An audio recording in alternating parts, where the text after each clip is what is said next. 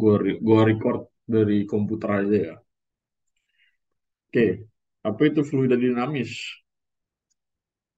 Ya, definisi.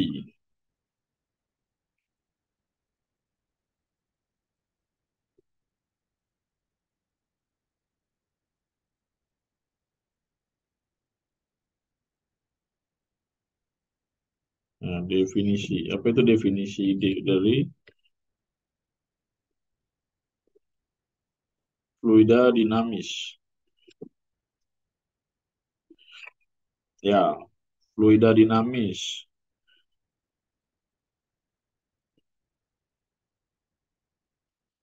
Ya, kemarin kita udah belajar definisi dari fluidanya. Nah, sekarang dinamisnya.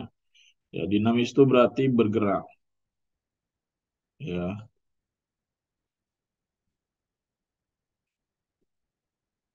ya.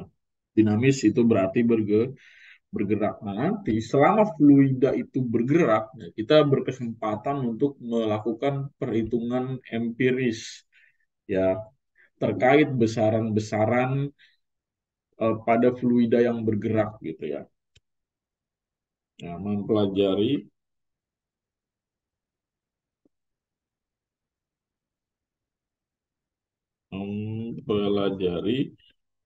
besaran besaran pada fluida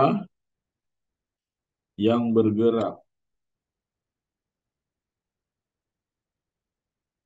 Nah, besaran-besaran itu nanti meliputi ada kecepatan, ada volume gitu ya. Tapi mostly kita di sini berbicara soal kecepatan, aliran gitu ya. Nah, ya. Jadi waktu di bahasan fluida statis kemarin gitu ya. Ya, kita kan eh, apa namanya mempelajari besaran-besaran fluida seperti tekanan hidrostatisnya gitu kan, terus ketinggiannya berapa gitu kan, terus massa jenisnya gitu ya. Nah, tapi di sini pada fluida dinamis gitu ya. Nanti kita akan belajar penggunaan atau aplikasi dari hukum Newton ya atau persamaan-persamaan pada hukum Newton ya, ya pada sebuah fluida jika diterapkan pada sebuah fluida gitu ya. Nah, salah satu besaran yang paling penting ya dalam bahasan fluida ini adalah laju aliran fluida gitu ya. Jadi di sini kita bahas topik laju aliran fluida. Ya, topiknya adalah laju aliran fluida.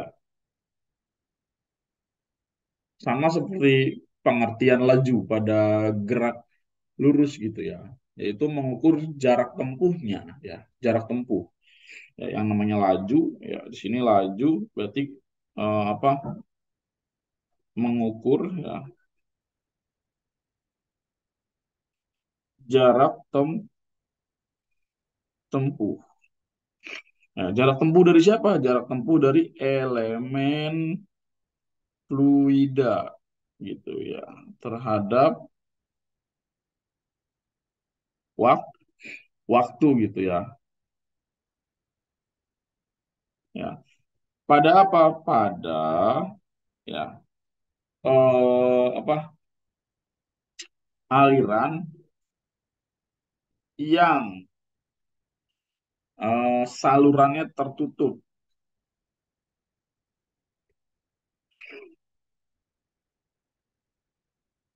gitu. Ya, jadi ini eh, pada laju aliran fluida ketika kita mempelajari jarak tempuh ya elemen fluida terhadap apa? Terhadap waktu gitu. Ya. Di mana mengukurnya ya, atau bagaimana lokasi pengukurannya gitu ya. Yaitu pada aliran yang salurannya tertutup. Ya, di sini kita anggap saluran tertutupnya di sini sebagai sebuah pipa gitu ya. Nah, salurannya tertutup. Ya, maksudnya adalah pipa. Pipa dengan asumsi atau anggapan bahwa pipa tidak mengalami kebocoran, gitu ya. Dengan asumsi pipa tidak mengalami kebocoran selama aliran, gitu. Nah, sekarang kalau gua gambar, ya, di gambar pertama, ya, ini, ya, katakanlah ini pipanya ya. Ya, pipanya ini punya eh, apa namanya elemen aliran seperti ini gitu ya.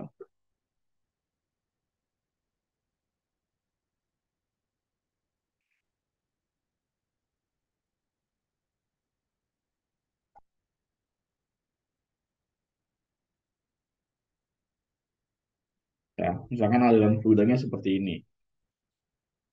Ya, jadi yang biru ini fluida atau zat cair gitu ya, dan mengalir pada sebuah pipa. Nah, di sini kita anggap di tengahnya ini ada sebuah elemen fluida di sini ya.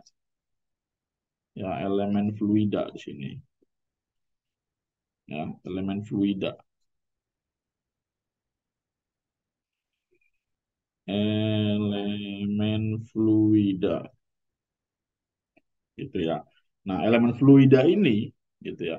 Dia dari sini dia bergerak posisinya ya. Bergerak kemana? Ya, let's say dia bergerak ya, bergerik menjadi patungnya.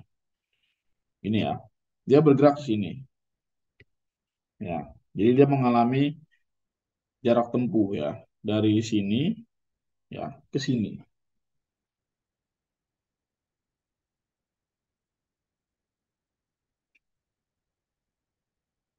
Nah, anggaplah jarak tempuhnya dari posisi awal itu adalah delta delta x gitu ya. Nah, jadi selama ya ya ya ya atau gini, jarak tempuh elemen fluida delta x ya, ya, dan atau selama selang waktu ya, selang waktu delta t. Jadi si fluida ini bergerak sejauh delta x ya dalam waktu delta t Ya, atau dalam selang waktu delta delta t, sehingga laju alirannya ya, maka laju alirannya itu adalah V sama dengan delta X per delta T ya. Jadi di sini banyak asumsi yang kita gunakan ya. Ya, pertama apa? Pipa tidak pipa tidak bocor. Ya, asumsinya. Di sini asumsi ya.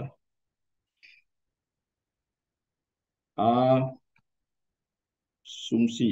Pertama, pipa tidak bocor. Yang kedua, abaikan gesekan.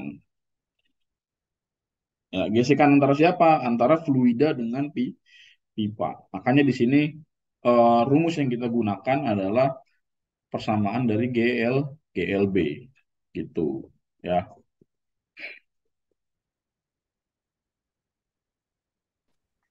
Sebentar.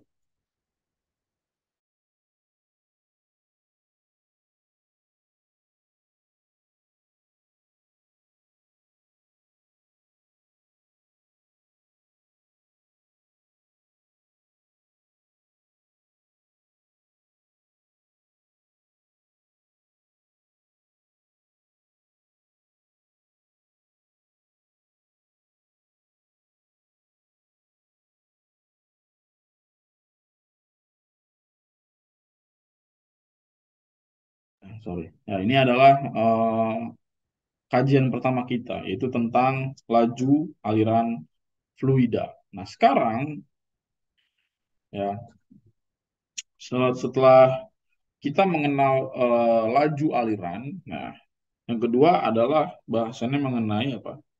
Debit aliran. Nanti ada hubungannya antara laju aliran dengan debit aliran. Debit aliran. Ya. Nah, debit itu kan didefinisikan sebagai apa sih? Definisi dari debit, ada yang tahu definisi dari debit? Bukan kartu ya, kartu debit bukan. Ya. Debit didefinisikan sebagai volume air yang mengalir per satuan waktu. Ya, dulu gue diajarin debit itu adalah volume dibagi waktu ya. Langsung pusing gue. Langsung keinget, wah, rumus kayaknya ini apa namanya harus dihafal gitu ya. Padahal kalau kita pakai logika ya definisinya bahwa apa namanya volume air yang mengalir per satuan waktu itu debitnya.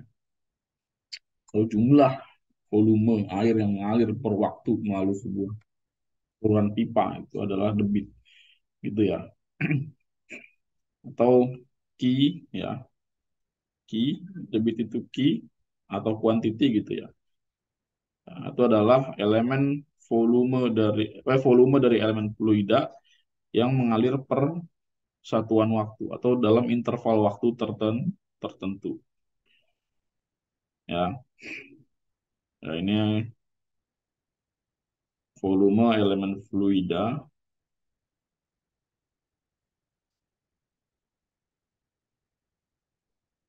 satuannya meter kubik. Ini adalah waktu, selang waktu.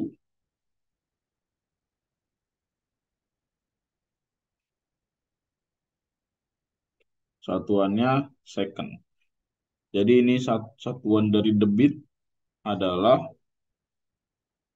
meter kubik per detik atau second. Nah, sekarang ya kita aplikasikan pada pipa tadi gitu ya. Ya, ini seperti ini. Ya, kita punya dua pipa, bukan dua sih, satu pipa gitu ya dengan kasus yang berbeda. Jadi yang pertama, ya, kita anggap di sini ada sebuah elemen fluida dengan bentuk seperti silinder atau tabung. Ya, ya. Jadi ini adalah elemen fluida ya dengan tebalnya sebesar delta delta X gitu ya. Elemen fluida tebalnya delta delta X gitu. Lalu kemudian eh, apa si elemen fluida ini ya bergerak ya katakanlah bergerak ke sini tuh ya sejauh delta X juga gitu ya. Ya, atau gini aja deh, ini gue pakai em, ya delta X aja deh, nggak apa-apa. Ya, ini delta X, ya ini delta X gitu ya. Nah, dia berpindah nih, sejauh delta X juga gitu ya. Dalam selang waktu T, ya elemen fluida, elemen fluida berbentuk silinder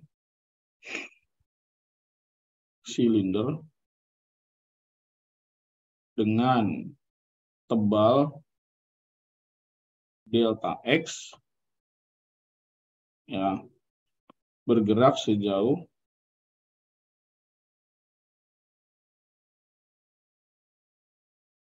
delta X juga gitu ya dalam selang waktu T atau delta T gitu ya. Nah, kalau kita lihat ya irisan dari elemen fluida ini itu kan bentuknya silinder tadi kan kita anggap sebagai sebuah silinder gitu kan. Nah, yang namanya silinder itu kan pasti bangun ruang dan memiliki volume gitu kan. Nah, volume dari silinder itu apa? Volume dari silinder itu kan apa namanya delta V ya, atau volume dari elemen volume dari fluida gitu ya. Itu adalah luas dikali dengan ketebalan gitu kan. Ya, ini adalah elemen volume.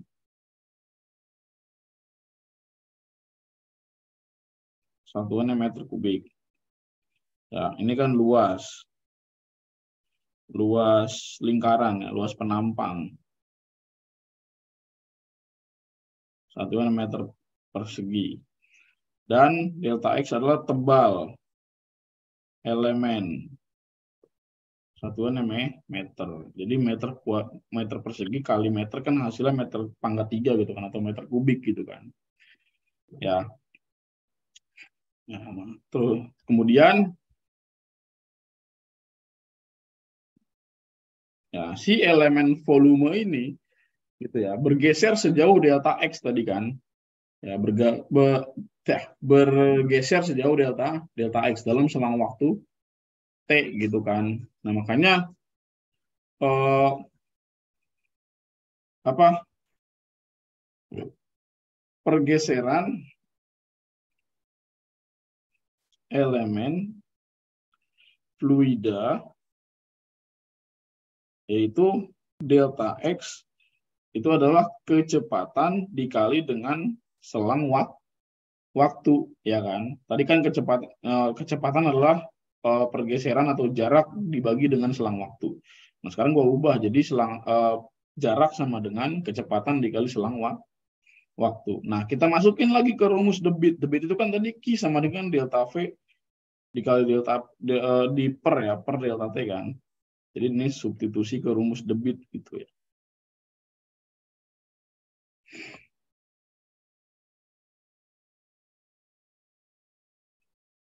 Ke rumus debit. Ya, debit itu kan tadi Q sama dengan elemen V per interval waktu T gitu ya. Jadi kita masukin. Waduh, bener tuh. Tinggal 10 menit. Wah, udah nggak premium ini Zoom-nya. Gimana nih? Ya, ini kita substitusi ya. Q sama dengan delta V-nya itu kan A dikali delta X gitu kan. Per delta T. Ya. Delta X-nya kita masukin A dikali ya. Delta X-nya adalah V dikali delta T per delta T. Nah, karena delta T-nya sama, kita coret. Sehingga rumus dari debit itu juga bisa dinyatakan dalam A dikali V, atau luas dikali dengan kecepatan aliran atau laju aliran gitu ya, sorry. Luas penampang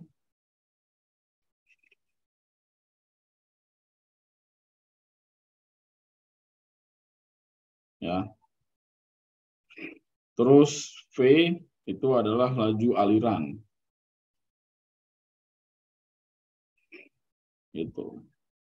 Jadi debit itu hubungannya adalah luas penampang dengan laju aliran gitu kan. Nah, kalau kita lihat ya berarti debit punya dua persamaan, yaitu delta V per T sama A dikali V. Terus pakai yang mana Bang? Ya dua-duanya benar. Cuma tergantung dengan kondisi di soalnya seperti apa gitu kan. Sesuaikan dengan diketnya. Yang diketahui apa kayak gitu.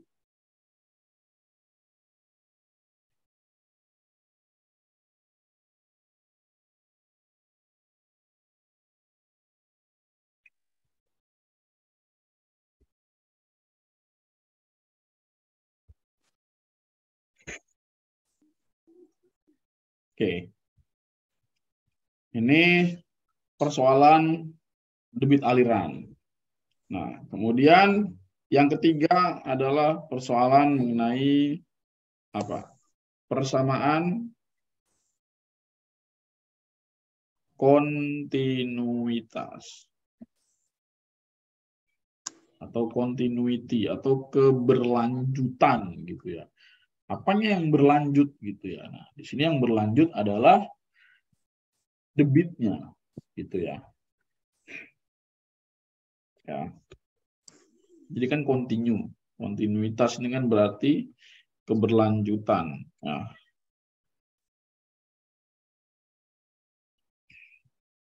ya, keberlanjutan. Kenapa gagaskan gitu ya, digagasi gitu ya, dikeluarkan gagasan adanya persamaan kontinuitas tadi gitu kan ya, asumsi pipa tidak bocor, maka ada yang berlanjut di sini apa, yaitu maka debit aliran yang masuk gitu ya, atau gini ya, karena pipa tidak bocor gitu berlaku apa, hukum kekekalan massa.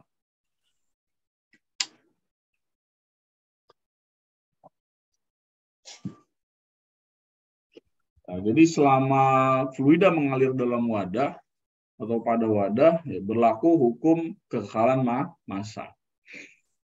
Ya, sehingga konsekuensi dari adanya hukum kekekalan massa dalam konsep kontinuitas, maka jadinya ya, debit aliran yang masuk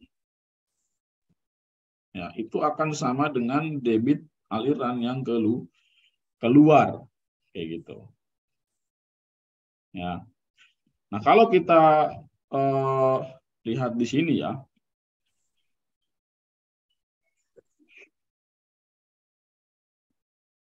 Kita lihat di sini ya. Let's say ini adalah elemen yang pertama.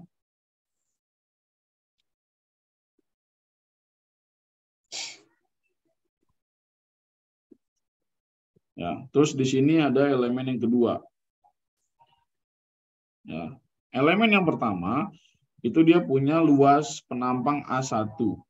Ya, ini punya luas penampang A2. Nah, pada penampang di sini dia bergerak dengan kecepatan V1. Dan pada penampang di sini dia bergerak dengan kecepatan V2 atau laju aliran V2. Itu ya.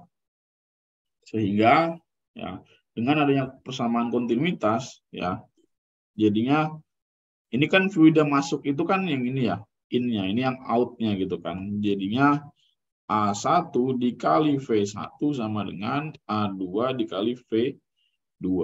Ini adalah rumus ya yang berasal dari konsep persamaan kontinuitas. Kalau dijadikan bentuk perbandingan ya, maka jadinya A1 per A2 sama dengan V2 per V1. Nah, kalau kalian lihat antara A1 ya dengan V1 itu saling berbanding terbalik ya. Jadi A itu berbanding terbalik dengan V ya. Jadi luas penampang berbanding terbalik dengan laju aliran. Gitu. Ya. Luas penampang berbanding terbalik dengan laju aliran. Jadi makin sempit luasnya, maka ya, atau makin kecil nilai luasnya, maka makin besar kecepatannya, kecepatan alirannya. Dan juga sebaliknya, ya kan? Kalau kecepatannya lambat berarti mengindikasikan bahwa luas penampang itu terlalu besar. Jadi bisa kalian gunakan contoh pada saat menggunakan selang ya. Ketika selang dalam keadaan normal, dia alirannya cenderung ya biasa aja gitu kan, nggak terlalu kencang. Nah, sebaliknya kalau misalkan kalian pencet ujungnya, membuat ujungnya itu menjadi lebih kecil dari ukuran semula, ya kan, maka laju alirannya akan berubah seketika kencang. Gitu. Ini adalah konsekuensi dari hukum, bukan hukumnya, tapi konsep ya, persamaan kontinuitas. Itu. Gue mau mulai ulang, ya. Gue mau mulai ulang eh, karena ini kan nggak tahu ya premiumnya habis atau gimana. Mungkin nanti linknya masih sama kok gitu ya. Nanti kalian bisa masuk lagi aja kayak gitu ya.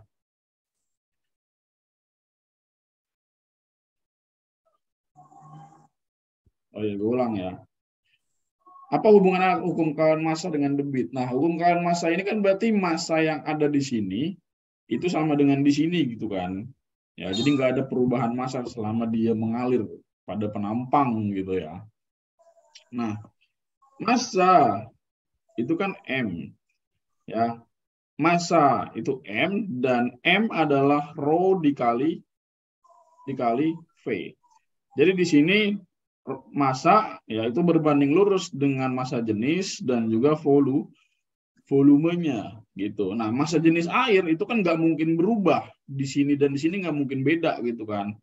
Ya makanya massanya sama, konsekuensi dari massanya sama adalah volumenya juga sama kayak gitu. Ya jadi makanya di sini debit itu kan kalau kita pakai di sini ya kita uraikan lagi ya. Debit itu kan P1 per T gitu ya. Terus di sini V2 per T gitu kan. Sama gitu kan ya. Jadi di situ hubungannya dengan kekalan massa.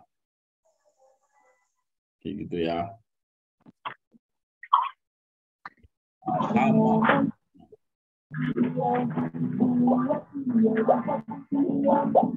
Nah, lanjut. Gede banget. Udah? Pede bener. Oke, lanjut ya. Ya, ini tadi persamaan kontinuitas. Ya. Nah, kalau kita udah paham persamaan kontinuitas, yaitu bahwa hubungan antara luas dan laju aliran itu berbanding terbalik gitu ya. Dan juga inti dari persamaan kontinuitas adalah debitnya sama gitu ya. Debit yang masuk dengan debit yang keluar itu sama gitu ya. Nah, berikutnya adalah hukum Bernoulli. Ya,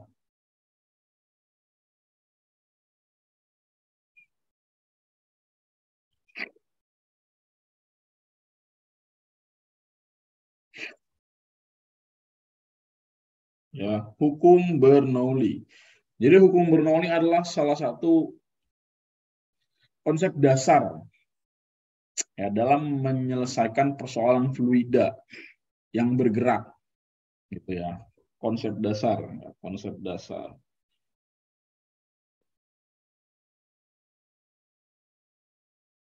Ya, dalam menyelesaikan ya persoalan fluida bergerak atau fluida dinamis gitu ya. Jadi hukum Bernoulli itu sebenarnya adalah tentang energi mekanik gitu ya, energi mekanik pada fluida yang bergerak gitu ya. Makanya nanti bentuknya mungkin agak unik gitu ya, karena panjang. Jadi gue nggak mau menyebut panjang, tapi gue di sini sebut sebagai unik ya. Takutnya kalau gue sebut rumus atau persamaannya panjang, kalian apa namanya panik gitu ya. Jadi gue katakan di sini bentuknya unik dan khas gitu ya. Ya, jadi di sini ya gue gambar ya. Ya, seperti ini. Sorry. Ya, blow on.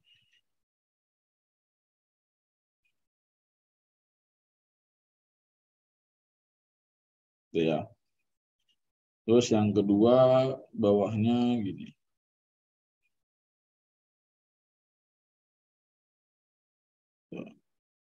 Kayak leher dinosaurus gini.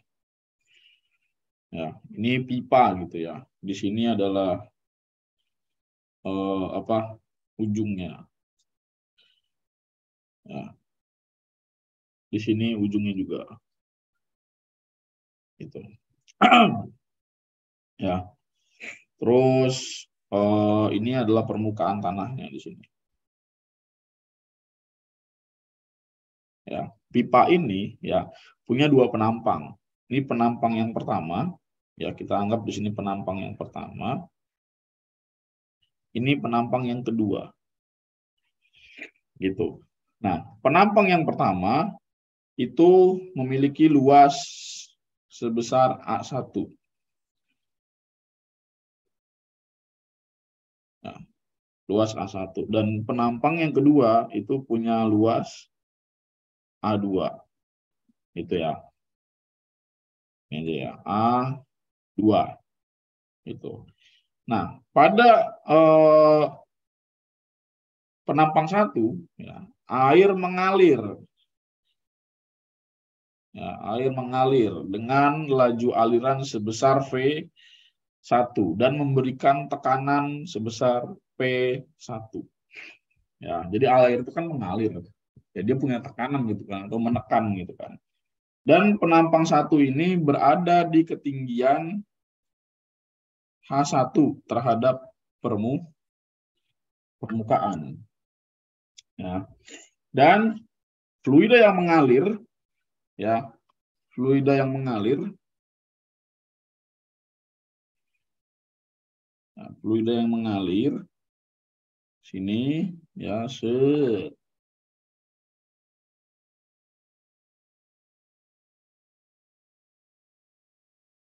ya, fluida yang mengalir ini ya, itu akan keluar melalui penampang yang kedua. Nah, penampang kedua ini ya aliran keluar dengan laju sebesar V2 dan penampang kedua itu berada di ketinggian ya sebesar H2 dari permukaan. Gitu. Ya, fluida ini punya massa jenis sebesar rho. Ya, ini adalah V1 dan ini adalah V1 gitu ya. Nah, kita tinjau ya. Kita tinjau elemen fluida di sebelah sini. Ya, tinjau elemen fluida. Ya. Tahu ya elemennya. Ya, elemen itu kan berarti bagian kecil dari sebuah anggota yang besar gitu kan. Itu disebut sebagai elemen gitu ya. Nah, elemen fluida ini, let's say dia punya bentuk seperti ini. Ya.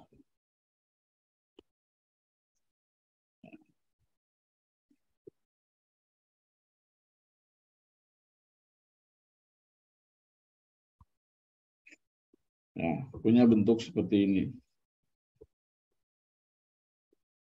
Ya, elemen ini menekan, ya menekan. Tadi kan dia kan mendorong, dia mengalir dan mendorong, punya gaya sebesar F gitu kan, dengan luas penampang pipa sebesar A. Ya, ketebalan dari elemen ini kita umpamakan sebagai S. Ya, nah sehingga usaha yang dilakukan oleh ya fluida ya itu adalah apa? besarnya gaya ya dikali dengan perpindahannya gitu ya. Ya, jadi dia berpindah dari sini gitu ya. Jadi ke sini gitu ya. Jadi dia berpindah sejauh ketebalan S gitu ya. Ya. Nah, usaha sama dengan ya gaya dorongnya ini kita hubungkan dengan tekanan. Karena kan tekanan itu adalah F per A ya kan. P sama dengan F per A. Jadi kalau kita tulis di sini ya F itu adalah P dikali A dikali S. Dan jangan lupa bahwa A itu adalah luas dan S adalah tadi satuan panjang kan ya. Jadi luas dikali satuan panjang kan berarti sama dengan volume. Jadi di sini W sama dengan P dikali volumenya. Gitu. Ya, kita udah dapat nih persamaan yang pertama. Ya, volumenya. Nah, kemudian ya kan ini ya pada penampang tadi berlaku apa? Berlaku persamaan kontinuitas gitu kan. Karena dianggap apa? Selama mengalir tidak ada gesekan dan juga tidak mengalami kebocoran. Ya, berlaku persamaan kontinuitas. Ya, berlaku persamaan kontinuitas. Yaitu apa tadi? Yaitu A1 sama dengan A1 dikali V1 sama dengan A2 dikali V2. Ya, atau luas 2 dikali laju aliran pada penampang yang kedua, gitu kan. Nah, ini kan nama lain dari debit ya, teman-teman ya. Ya, jadi ini debit pada penampang 1 sama dengan debit ya pada penampang yang kedua. Ini gua nggak usah tulis lagi deh. Ya, jadi ini aja langsung ya. Hukum persamaan kontinuitas kan persoalannya adalah debit. Gitu ya. Jadi debit awal sama dengan debit akhirnya. Gitu kan. Nah, ya, debit itu kan hubungannya dengan volume apa? Itu ya elemen volume yang mengalir pada penampang 1 per waktu gitu, selang waktu gitu kan. Nah, terus di sini ya, elemen volume pada penampang 2 per delta T atau selang waktu T juga gitu kan. Nah, karena dia sama, ya bisa kita coret atau hilangkan ya. Nah, berarti di sini elemen volume pada penampang 1 itu sama dengan elemen volume pada penampang 2. Nah, bisa kita sebut sebagai keduanya itu adalah V besar. Ya. Jadi karena sama bisa kita anggap yaitu sebuah V besar. Ya. Nah, masing-masing dari penampang baik 1 maupun 2 itu dia punya usaha gitu kan. Nah, berarti di sini kita tulis ya usaha oleh gaya ya atau oleh tekanan ya. Tekanan pada penampang 1 ya. Yaitu apa? Yaitu W1 sama dengan ya P1 dikali apa? Dikali V1. Ya, dikali V1 gitu. Nah, kemudian ya kemudian untuk yang kedua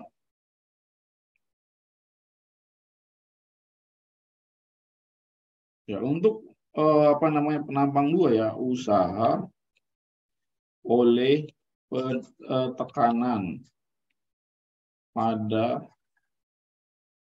penampang 2 itu adalah W2 sama dengan P2 dikali V2 gitu kan. Nah,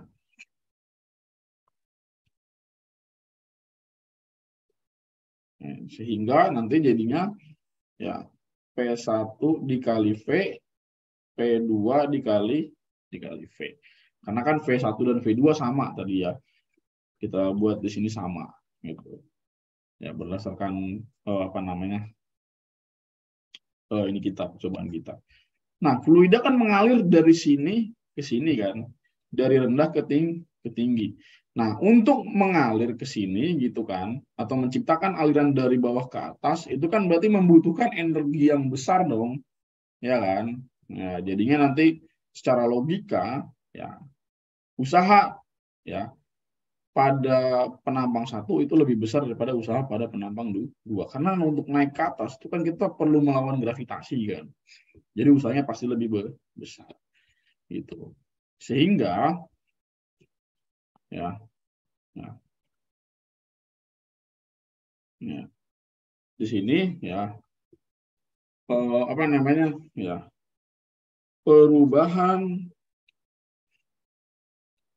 usaha dari 1 ke 2 atau dari penampang 1 ke penampang 2 sama dengan perubahan energi mekaniknya.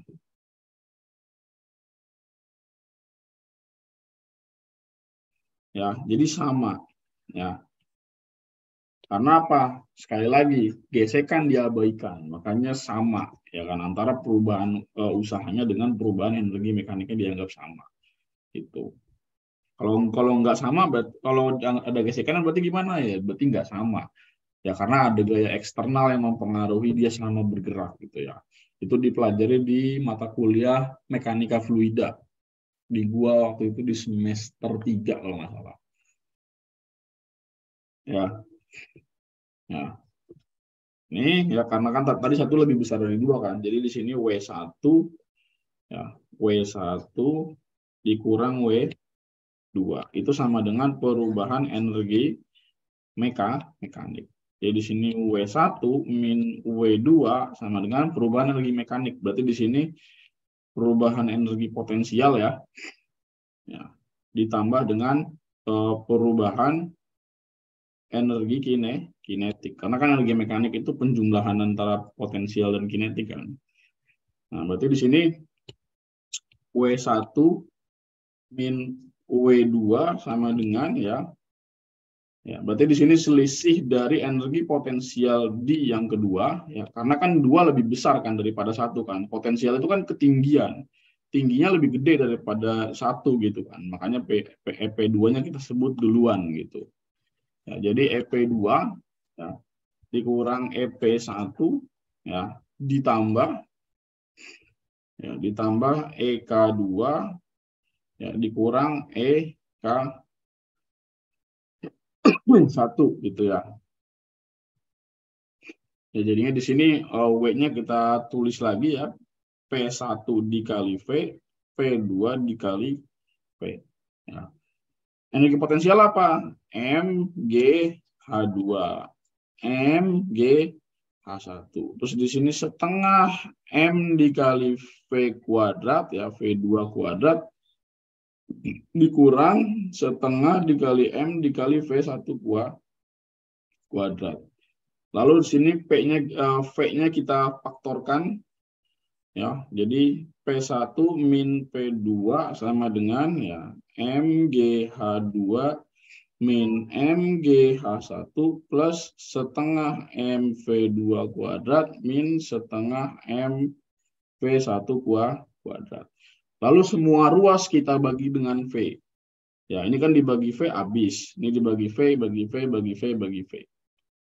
Ya, jadinya di sini P1 min P2 sama dengan ya M ya G H2 per V min M G H1 per V plus setengah M per V dikali V2 kuadrat min setengah M per V dikali V1 kuadrat. Maka jadilah P1 min P2 sama dengan M per V itu apa?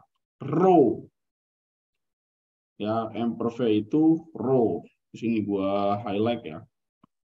M per V adalah rho atau massa jenis. Maka di sini rho GH2 min rho GH1 plus setengah rho V2 kuadrat min setengah rho V1 kuadrat. Maka jadilah di sini P1 ya, yang satu sama yang satu, yang dua sama yang dua dikumpulin. Jadilah P1 plus rho GH1 tambah setengah dikali rho V1 kuadrat sama dengan ya P2 ya tambah rho GH2 tambah setengah rho V2 kuadrat. Nah, inilah persamaan persamaan Bernoulli itu. Asal usulnya dari sini.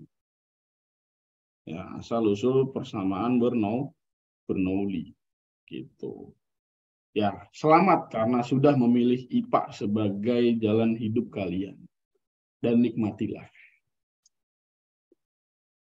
Nggak panjang kan? Oke.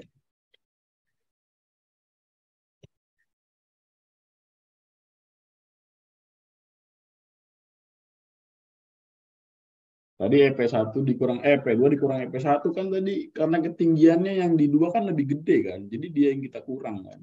Jadi EP2 yang kita sebut duluan kan. Jadi EP2 dikurang EP1. Ya kan. Nih. Ini kan EP2 kan energi potensial kan ketinggian kan hubungannya kan. Ketinggian 2 kan lebih gede daripada 1 kan. Makanya dia positif di sini. Ya, EP2-nya. Jadi dia EP2 duluan yang disebut daripada EP1. Terus energi kinetiknya juga kita sebut duluan yang kedua. Kenapa? Karena pada lubang yang lebih sempit, kecepatannya lebih gede. Maka energi kinetiknya juga lebih gede. Kayak gitu. Ya. Nah, inilah asal-usul rumus dari Bernoulli. Ya. Ya.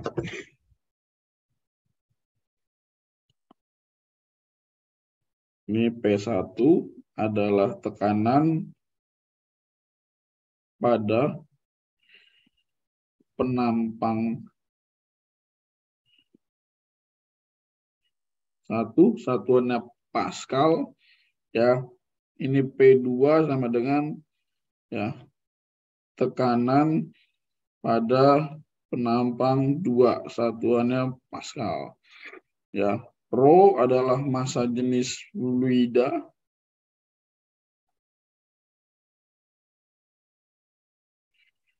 Satuannya meter kubik per kilogram ya. Kilogram per meter kubik. Ya. V adalah laju aliran.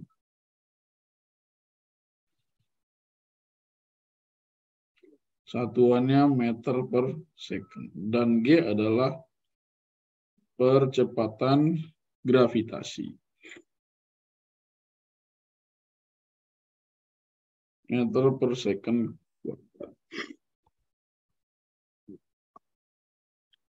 Pusing gua. Ya inilah IPA yang sebenarnya gitu kan. Jadi kalau lu menjumpai ada orang atau institusi atau kelompok tertentu yang mengatakan, wow, belajar fisika bisa menyenangkan dengan banyak animasi. Iya, silahkan selesaikan soal UGM tanpa animasi. Gue memandang soal masuk UGM dan soal masuk UI itu fisikanya itu punya tingkat maskulinitas tinggi gitu ya. Jadi kayak manly dan macho gitu ya. Jadi nggak bisa diselesaikan konsepnya dengan animasi-animasi yang menurut gue childish. Ya, tapi it's okay. Itu bagian dari marketing mereka. Tapi menurut gue itu nggak efektif sama sekali.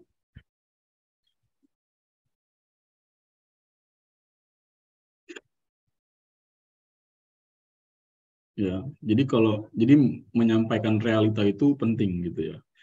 Jadi supaya kita itu nggak dibuai oleh romansa-romansa apa ya, kayak asik gitu ya. Ya sebenarnya asik itu kan tergantung perspektif aja. Sulit ya sulit aja gitu. dengan kita membuatnya asik, ya nggak akan mengubah dia dari sulit menjadi gampang gitu sebenarnya.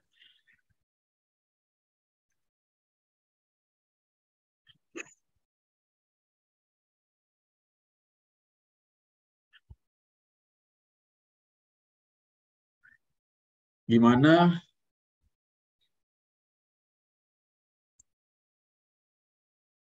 contoh kasus yang pipanya kayak Bernoulli apa B? Apa ya? Nanti ada kita langsung ke soal aja ya. Ada. Tapi gini loh, uniknya gini. Kasus Bernoulli pada kehidupan sehari-hari itu kita sering temui, tapi jarang sekali orang sadar. Ya, selain ke contoh aplikasi Bernoulli pada pesawat terbang ya, saya pesawat terbang. Misalnya gini, kertas ya, selembar kertas. Ya. Atau gini deh, inti dari persamaan Bernoulli ini itu sebenarnya adalah apa? Kecepatan aliran yang tinggi itu akan menyebabkan tekanan yang rendah. Inti dari persamaan Bernoulli itu seperti itu. Ya,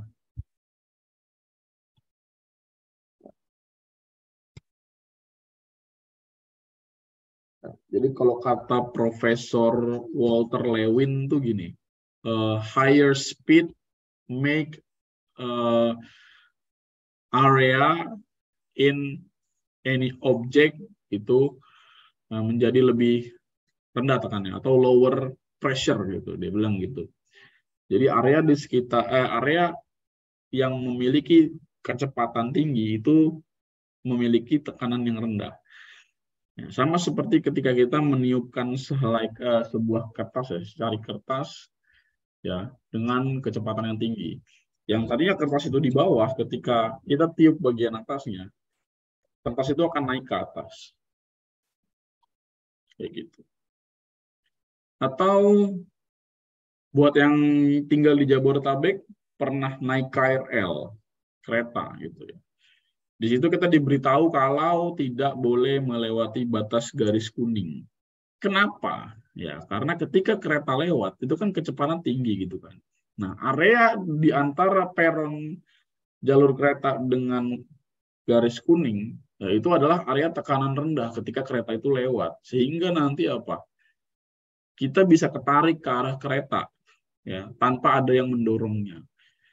Karena pengaruh kecepatan, tekanan yang lebih rendah, badan kita seolah-olah tertarik itu. Itu akan menyebabkan kita jatuh ke rel ataupun ketabrak kereta.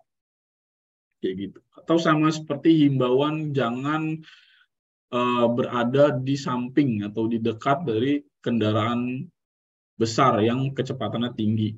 Misalkan truk gitu ya. Selain karena blind spot, itu karena adanya pengaruh konsep atau prinsip Bernoulli gitu. Kendaraan yang kencang itu kan di sekitarnya akan menciptakan tekanan rendah gitu kan. Jadi kita bisa ketarik ke arahnya dan kita bisa terlindas atau tertabrak. Kayak gitu. Ya. Contoh kasus pipanya kayak Bernoulli ya banyak. Pipa-pipa di rumah kalian juga pasti mematuhi prinsip Bernoulli gitu kan.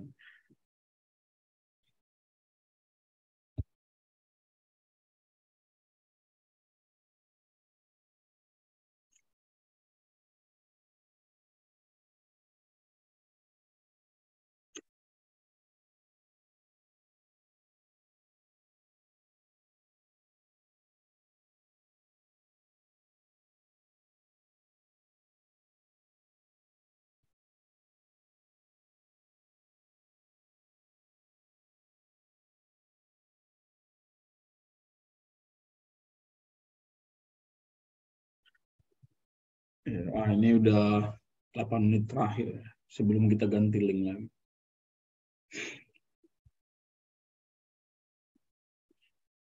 Oke, next ya,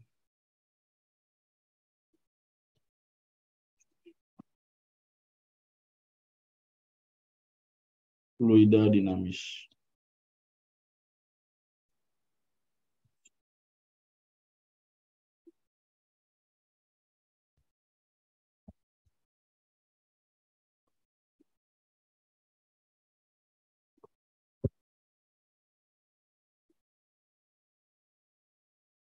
Ya, tadi di sini kita udah mengetahui prinsip Bernoulli ya.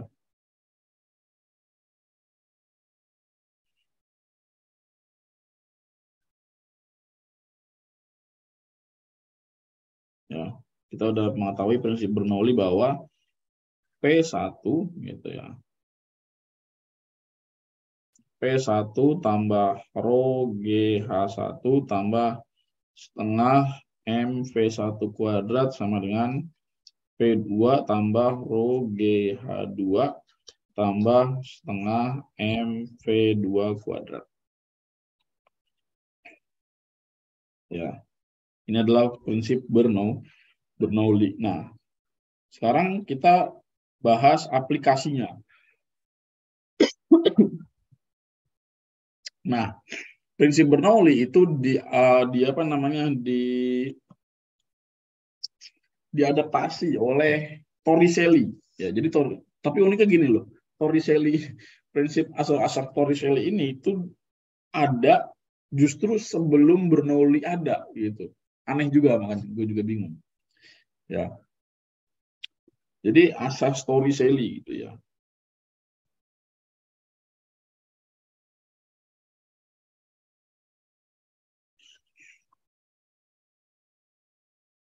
Ya, ini asas Torricelli. Jadi Torricelli itu kasus di mana kita bisa menghitung laju aliran yang keluar pada tangki yang mengalami kebocoran ya. Menentukan laju aliran ya, pada tangki yang ya, mengalami kebocoran.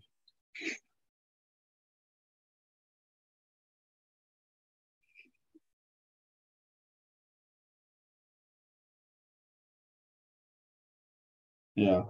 Nah, tapi di sini kasusnya ada syaratnya. Kebocoran yang dimaksud di sini adalah misalkan syaratnya adalah perbedaan besarnya tangki dan lubang sangat jauh. Ya, jadi misalkan apa namanya toren air yang di atas rumah itu punya kebocoran yang lubangnya yang beberapa senti doang gitu kan. Itu kan perbedaannya jauh banget gitu kan. Itu. Ini kalau digambar sketsanya seperti ini.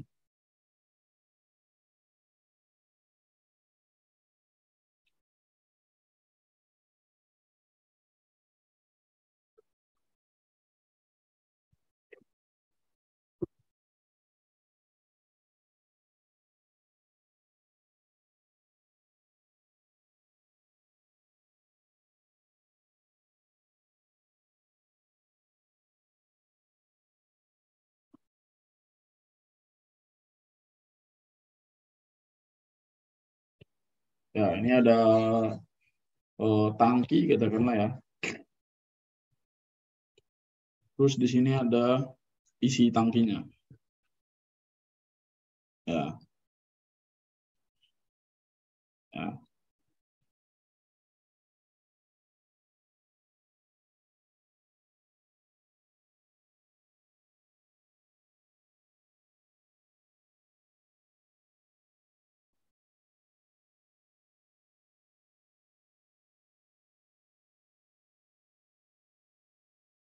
ya. Ini isi tangkinya berupa air ya.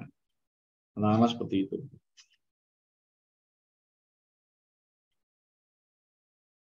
Ya. Nah, di sini terdapat sebuah lubang, tapi lubangnya itu kecil banget.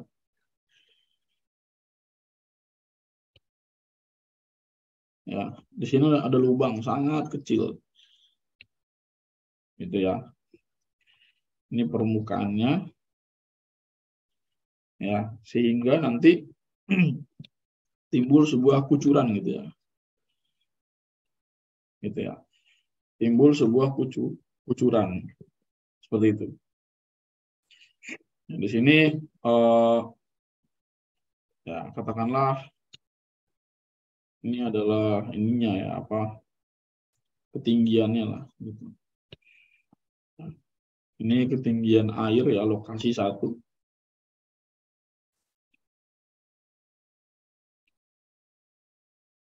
Nah, ini adalah H1 dan ini adalah H2.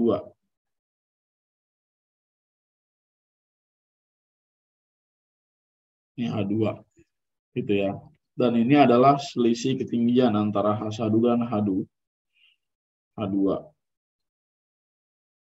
Ya, ini adalah delta H. Berarti di sini H1 dikurang H2 gitu ya. Dan di sini ya laju penurunan fluidanya itu dipengaruhi oleh salah satunya adalah tekanan atmosfer. Ya, sama yang atau gini ya, P1 sama dengan P0 ya. Ini laju penurunan fluidanya ya sebesar P1 sehingga nanti fluida keluar dari lubang ya dengan kecepatan V2 di mana nanti di sini juga ada tekanan atmosfer ya atau P2 sama dengan P0 kayak gitu ya. Jadi di sini atmosfer menekan sini sama dari sini gitu. Yang besarnya sama dengan tekanan atmosfer atau 1 atm kayak gitu ya. Ya. Nah, ini udah mau habis ya. Kita masuk link lagi kayak tadi ya. Seperti tadi. Sorry banget nih, gue tadi nggak merhatiin kalau zoomnya itu ternyata seperti itu. Gitu ya.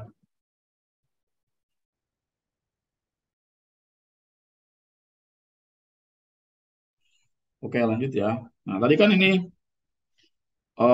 karena perbedaan besarnya tangki dan lubang sangat jauh, ya kan? Kebayang ya, kalau misalkan toren air segede gitu, cuman punya lubang 10 cm, ya kita kan nggak bisa melihat gitu kan, adanya laju penurunan apa? Laju penurunan dari eh, si fluidanya gitu kan. Ya, jadi karena perbedaan terlalu jauh gitu ya, ya karena perbedaan antara besar tangki dan lubang sangat jauh, maka konsekuensinya adalah laju penurunan fluida pada lokasi satu ya tidak terlihat. Ya, jadi di sini V1 itu kita anggap nol gitu. Ya, sehingga aplikasi Bernoulli-nya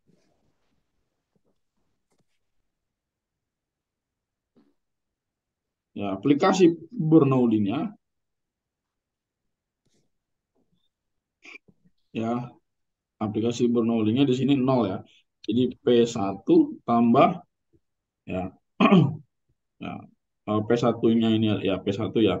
Di sini adalah rho GH1 ya. Ya ditambah dengan ininya nol. Ya di sini P2 ditambah rho GH2 plus setengah MP2 kuadrat. Nah, terus di sini kan tekanannya sama ya, sama-sama masih tekanan atmosfer, tidak ada tekanan eksternal. Jadi di sini kita coret atau kita anggap sama. Maka eh, apa namanya? Rho GH1 sama dengan rho GH2 ditambah setengah MV2 kuadrat gitu ya. Terus rho-nya juga sama, bisa dicoret lagi. Bisa dicoret lagi. Belum ya. Ya, gini ya. Ya. Oh ini MV kuadrat sih. Rho ya. Pantesan bingung gua. Ini rho. Ini dari sana yang salah nih. Rho. Ini adalah rho. Waduh, gawat. Salah tulis kita. Waduh. Siapa itu ngomong anjir? Oh iya, ya bener ya. Berarti di sini row ya. Ya, baru di sini bisa kita coret row-nya. Ya, maka di sini hasilnya GH1 min GH2 sama dengan setengah P2 kuadrat. Jadinya G dikali H1 min H2 sama dengan setengah V2 kuadrat. Jadi V2 adalah ya akar dari 2 ya, dikali G dikali selisih dari ketinggian air terhadap permukaannya. Kayak gitu. Ya, silakan cari di buku atau di Google, pasti sama. Nah, dari sini asalnya. Ya,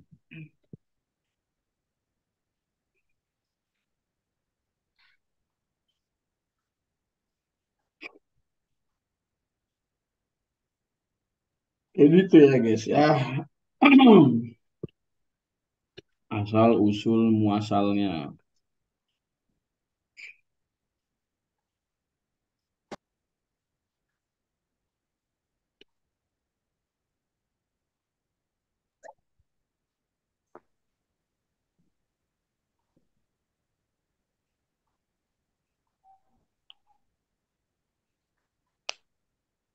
Ya.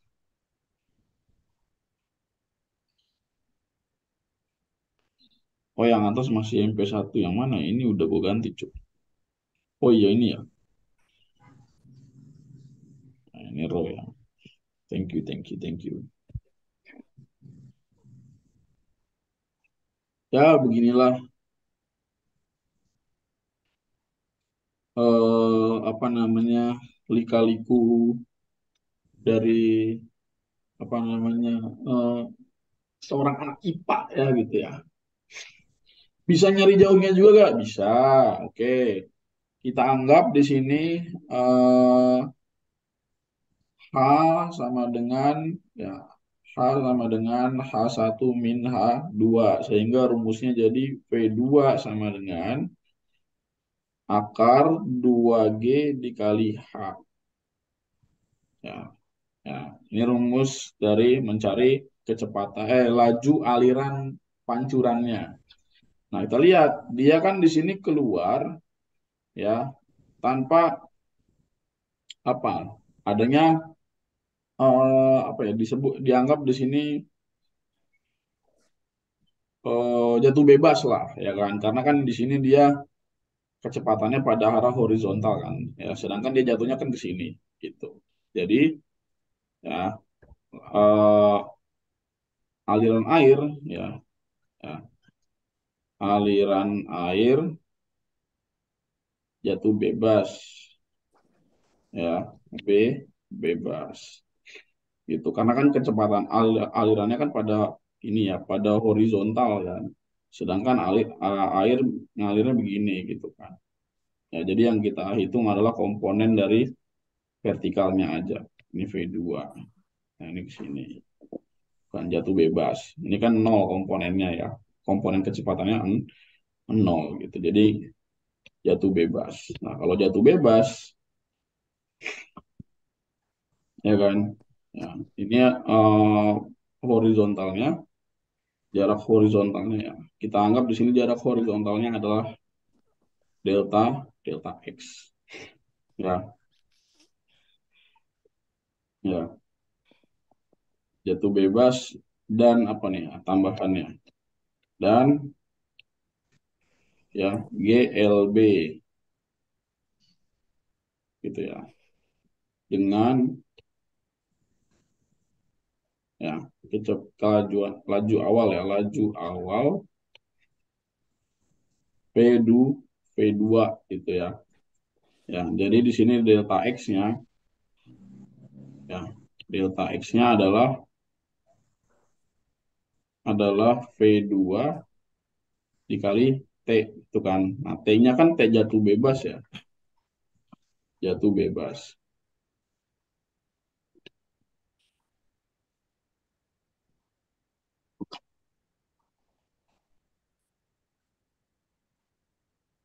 Ya, Ya.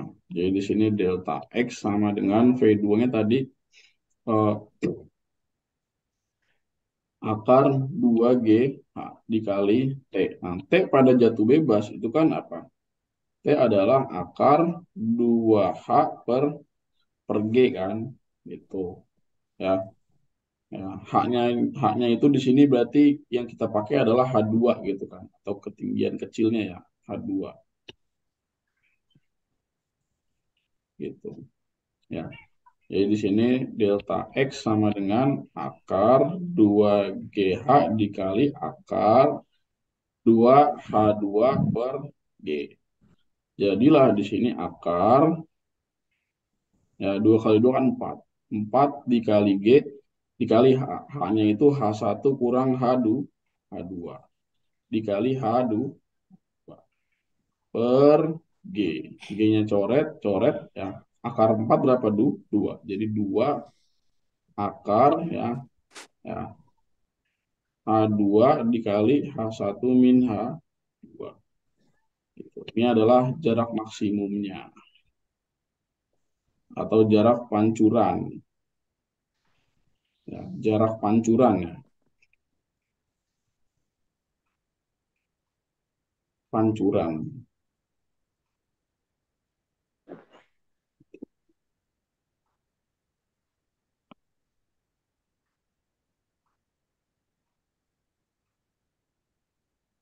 Bener kan begini kan rumus jarak pancuran di buku juga.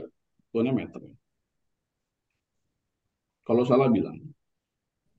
Ini satuannya meter per second.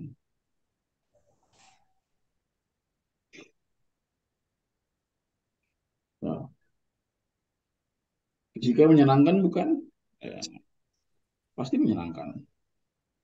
Butuh es. Ada apa emang? Kenapa butuh es?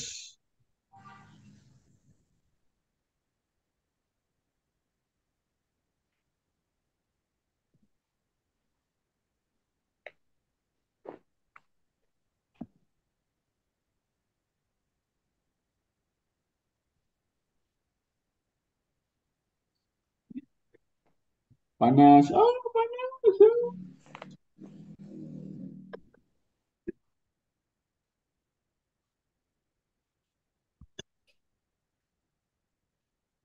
Kan kalian gap year ya. Saran kalian kembali ke sekolah, lalu temui guru fisika kalian bilang, Pak, kenapa saya tidak diajarin seperti ini? Gitu bilang.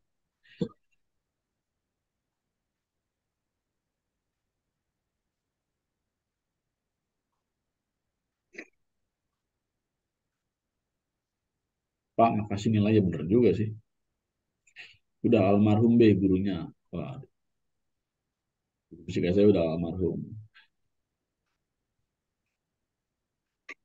Dibilang dia senior, takut nggak ada yang berani. Ya, gua kalau jadi guru fisika junior di sekolah lu juga gua tantangin, nggak ada takut-takutnya gua.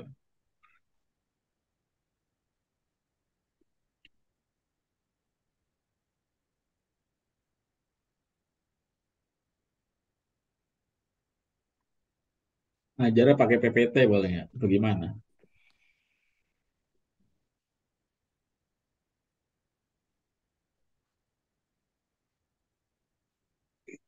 Guru ngajar sambil marah-marah, mungkin mungkin ini kali ya, apa banyak masalah di rumah terus dibawa ke sekolah.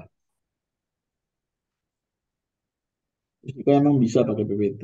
Nggak tahu, gue juga bingung. Makanya gue menganggap guru yang bisa ngajar fisika pakai PPT itu hebat. Gue sendiri nggak bisa pakai PPT. Gue pernah ngajar di salah satu bimbel di daerah Kebayoran. Buat orang Jakarta pasti tahu Kebayoran. Ya, gue pernah ngajar bimbel di sana. Di daerah Seskoal. Nih, secara spesifik gue sebutin. Gue pernah ngajar di bimbel di daerah Seskoal, Kebayoran. Itu gue statusnya sebagai guru baru. Ditanyalah, tibalah jam ngajar gue, gitu kan. Saat itu gue nggak bawa apa-apa, gue nggak bawa buku, gue nggak bawa laptop, gue cuma bawa satu spidol sama buku absen. Terus ditanya, kakak nggak bawa buku, kakak nggak bawa laptop, kok cuma bawa spidol sama buku absen? Dia bilang gitu. Ya, terus saya harus bawa apa? Kan saya mau ngajar. Ya, saya bawa spidol dong, gue bilang gitu. Kalau saya ngajar ya saya bawa spidol dong. Ya, gitu kan. Ya, enggak, nanti kalau misalkan lihat-lihat materi gimana-gimana, ya, gue bilang aja, ya saya udah paham, ya, jadi saya nggak perlu buku lagi, gue bilang. Cuman saya cuma butuh satu spidol sama tinta, udah itu doang. Ya, alhamdulillah lah. Tuhan memberkati gue dengan kemampuan ini gitu. Jadi bisa berbagi ilmu dan bisa membereskan apa yang selama ini nggak beres. Jadi gue nggak mau misuh-misuh doang gitu kan. Kalau melihat ada sesuatu yang nggak beres, gue nggak mau misuh-misuh doang. Akhirnya gue melakukan langkah kecil atau gerakan kecil gue untuk mewujudkan itu. Ya, mulai dari ngajar kalian gitu. Terus first first impression mereka gimana, Bay? Ya udah, akhirnya gue dibilang apa ya? Ya istilah gue kayak dianggap Lord lah, apa istilahnya kalau sekarang tuh, woi Lord Lord gitu, biasa aja perasaan gue. Dalam hati gue ya, ya dasar emang lu nya aja yang ketemu kandidat tutor kagak bener, gue bilang kayak gitu. Gue bilang gitu kan, dasar lu aja yang selama ini ketemu guru kagak bener,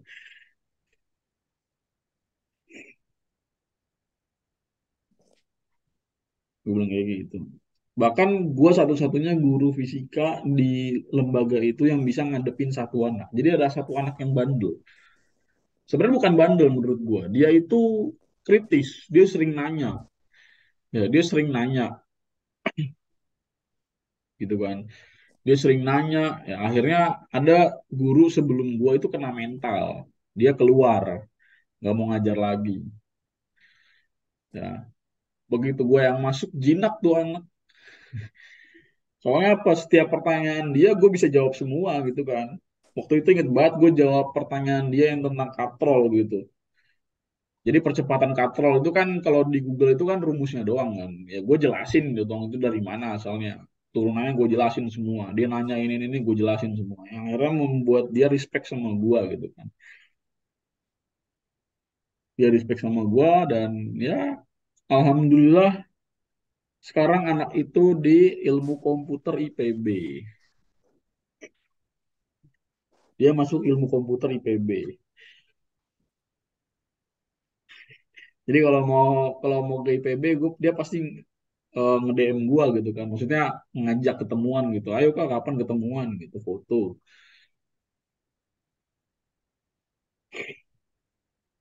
Makanya Ulil, Ulil, perbaiki Ulil, kemampuan fisikanya Ulil, biar biar bisa masuk Ilkom. Ya, jadi itu sedikit pengalaman gua gitu ya di dunia mengajar. Gua berkali-kali menentang sesuatu yang menurut gua mutlak salah gitu ya. Kayak bimbel gue itu mengeluarkan buku itu isinya rumus cepat semua. Itu gua acak-acak bukunya. Istilahnya banyak yang gua ralat konsep salahnya itu acak-acakan amburadul. Bisa gue bilang ini sama sekali gak layak jual. Gue sampai bilang gitu ke atasan gue, ini mah gak layak jual, gue bilang. Terus sampai ngomong gitu ke atasan gitu kan. Cuman ya dia nggak peduli gitu kan, kayak siapa gua gitu kan. Gua anak baru gitu nggak dilihat. Ya biasalah korporasi gitu kan. Siapa yang anak baru nggak bakal didengar gitu kan. Siapa gua gitu kan. Yang salahnya waktu itu konsep kalor gitu ya. Di situ ngasih tahu gitu kan. Jadi dia bilang grafik kalor yang kayak gini ya, gini, gini, gini, gini gitu kan. Nah, dia anggap yang garisnya mendatar itu pasti peleburan. Nah, ya kan blow on. Kenapa? Kalau misalkan mendatarnya di suhu 100 derajat, apakah es melebur di 100 derajat? Buset, 100 derajat mah udah menguap kemana-mana, gitu kan. Ya kan, salah itu tuh kayak gitu. Kayak gitu. Ya, banyaklah cerita-cerita gue selama bekerja gitu kan. Atau selama mengembara, memperbaiki apa yang salah gitu. banyak suka dukanya gitu. Ada yang apresiasi, ada yang enggak. 50-50 sih. Banyak yang mengapresiasi, banyak juga yang enggak suka gitu, dengan cara gua ngajar. Mungkin pengennya cepet-cepet gitu ya. Jadi gue tuh dulu dipaksa bikin rumus cepet terus gitu kan. Rumus cepet, konsep mudah diingat gitu kan. Biar bisa dijual gitu kan. Tujuannya komersialisasi buat keberlangsungan hidup perusahaan kan brengsek. Ya, mending kalau gaji gue gede gitu kan.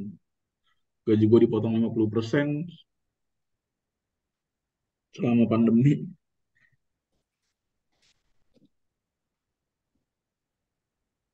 Ya oke teman-teman. Ya itu aja untuk fluida dinamis ya. Gue belum bisa ngasih latihan soal karena waktunya terbatas ya. Kita juga udah nanti mulai fokus untuk ke TPS-nya. Ya, kita sampai fluida dinamis ya. Habis ini kalor ya. Ya. Minggu berdasarkan rapat ya, kita tiadakan TKA di hari Minggu. Jadi mungkin minggu depan kita udah full fokus sama TPS kayaknya. Nanti ada pengumuman berikutnya. Oke, sekian dulu untuk hari ini. Terima kasih teman-teman. Ya, anak IPA semangat, jaga mimpi kalian, ya jaga semangat kalian dan jaga kewarasan kalian.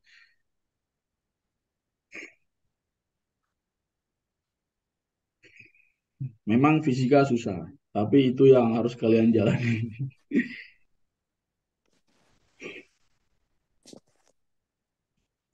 Oke, selamat sore. Adios.